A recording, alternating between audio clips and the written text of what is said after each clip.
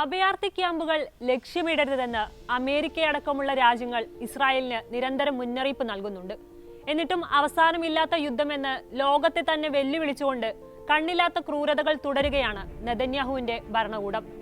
ഓരോ ദിവസം കഴിയുന്തോറും കടുത്ത ക്രൂരതകൾ പുതിയ രീതിയിൽ നിസ്സഹായരായ ഫലസ്തീനിലെ മനുഷ്യർക്ക് നേരെ പ്രയോഗിക്കുകയാണ് ഇസ്രായേൽ.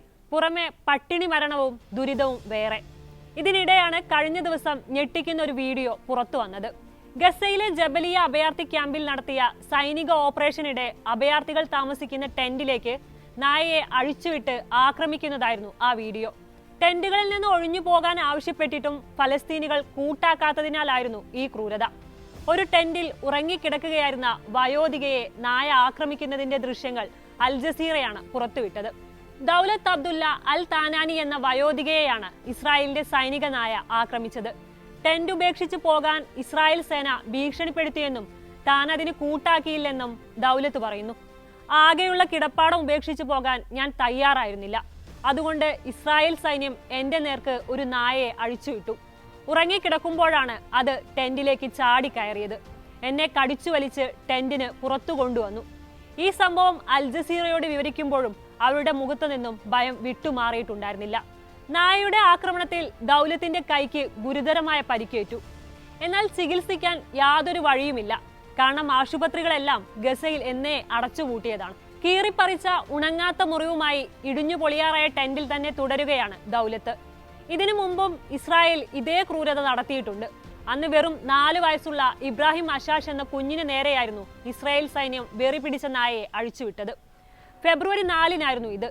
കുട്ടിയും കുടുംബവും താമസിച്ചിരുന്ന സ്ഥലത്ത് എത്തിയ സൈന്യം നായയെ അഴിച്ചുവിടുകയായിരുന്നുവെന്ന് ഡിഫൻസ് ഫോർ ചിൽഡ്രൻസ് ഇന്റർനാഷണൽ ഫലസ്തീൻ റിപ്പോർട്ട് ചെയ്തിരുന്നു. വീടിനകത്തേക്ക് ഓടിക്കയറിയ നായ അമ്മയുടെ കൈകളിൽ നിന്ന് തട്ടിയെടുത്താണ് ഹഷാഷിനെ ആക്രമിച്ചത്. വസ്ത്രങ്ങൾ വലിച്ചു കീറി ശരീരത്തിൽ പല തവണ കടിച്ചു.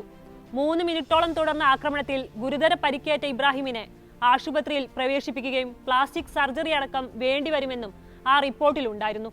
പെട്ടെന്ന് ഓടി രക്ഷപ്പെടാനോ കുതറി മാറാനോ കഴിയാത്ത കുഞ്ഞുങ്ങളെയും വയോധികരെയും ലക്ഷ്യമിട്ട് ഇസ്രായേൽ സൈന്യം ആസൂത്രിതമായാണ് നായ്ക്കളെ ആക്രമണത്തിനായി ഉപയോഗിക്കുന്നത്.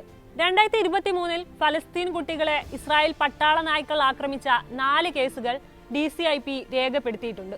പുറത്തറിയാതെ പോയ അനേകം കേസുകൾ വേറെയും. ഇസ്രായേൽ ആക്രമണത്തിൽ നിരാലംബരായ അനേകം പേർ തിങ്ങിപ്പാർക്കുന്ന ജബലിയയിലെ അഭയാർത്ഥി ക്യാമ്പുകളുടെ ഭൂരിഭാഗവും ആഴ്ചകൾക്ക് മുൻപ് തന്നെ ഇസ്രായേൽ തകർത്തു കളഞ്ഞിരുന്നു.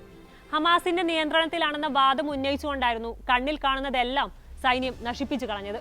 ഒരു കാലത്ത് 1 ലക്ഷത്തിലധികം ആളുകൾ താമസിക്കുന്ന പ്രദേശമായിരുന്നു ഇത്. ഇന്ന് കരിഞ്ഞ അവശിഷ്ടങ്ങളുടെ കൂമ്പാരം മാത്രമാണ് ഇവിടുത്തെ തെരുവുകളിൽ കാണാനാവുക. ഭൂരിഭാഗം ആളുകളും സ്വന്തം വീടടക്കം ഉപേക്ഷിച്ചു പോയി. നിരന്തരം ഇസ്രായേലിന്റെ ഭീഷണികൾക്കും ക്രൂരതകൾക്കും ഇരയായിക്കൊണ്ട് വളരെ കുറച്ച് ആളുകൾ മാത്രം ഇവിടെ തുടരുകയാണ്.